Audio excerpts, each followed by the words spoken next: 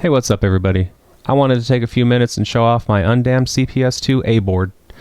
Undamned is a gentleman who makes this consolized Supergun for the CPS-2 system. The CPS-2 platform was the arcade platform that all the Capcom fighters from the early to mid-90s were on. The Super Turbo series, Darkstalkers, and the Alpha series. So let's take a look at it.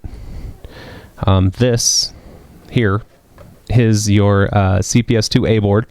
It's kind of big, as you can see. On one side, he has added a couple things. Whoa. And he has added a PlayStation AV port and a laptop charger power port and an on-off switch. And on the other side, we got, whoa. We have this lovely panel that he has had custom made, and on this panel, as you can see, is two USB ports. And on these USB ports, you can put in regular arcade fight sticks that people use in the fighting game community, as well as pads from PS3 and Xbox 360. This board has some ports on it that the game board plugs into. This is Super Turbo.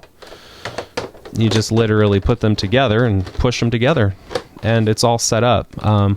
You know, the space required for arcade cabinets is incredible, so this is really a cool way to play your games, you know, if you really love the arcade stuff and you don't want to do emulation. I mean, I guess the real problem here is, you know, CPS-2 is not maintenance free. You know, these boards have encryption that requires them to be battery powered forever, and when the battery power dies, the games literally erase. Maybe erase isn't the right word. I think it's something more like they have an encryption key that they use to decode the game on the fly, and they lose the encryption key or something like this, but the game stops working if you lose the battery. And there are methods to bring them back to life, but you know, some people complain that those are no longer arcade perfect, and they have their own flaws. And, you know, not to go off on another tangent, but, you know, this is probably the most put together consolized Supergun there is for CPS. And, you know, Undamned, the gentleman who makes them, told me in person this weekend that, you know, he really loves the fruits of this labor, but, you know, he's only been able to make about 40 so far, and that may not last much longer. He's kind of, sounds like he's already growing weary of spending all his private time doing that, you know. But so try to get one while you can. I'll put a link in the notes, and I'll go ahead and show you how it looks and how it's worked when it's plugged in. I went ahead and I plugged in the PlayStation connector, the laptop charger into the back, and my USB controller into one of the front ports.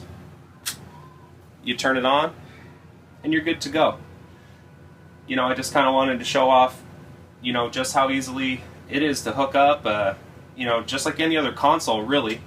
And it automatically configures the buttons on the controller. You don't have to change anything. You just go ahead and press select on your fight stick to add credits and press start to go ahead and jump into the game. You know, it is really that simple. It supports a ton of controllers right now, and he said there's very few that he knows of that it doesn't support, so the likelihood of you having one that it does support is very high. You know, it just seemed to solve all my problems. Superguns are not cheap, and this Supergun was comparably priced, and you know, you might want to contact him, and I'll put a link in the comments where you might be able to get a hold of him and see if you can get in the list. But you know, like I said, he hasn't made very many, and he didn't sound very interested in making a ton more, so you know, I wish you luck in trying to get one, but I'm so glad I was able to get my hands on one. Thanks for watching.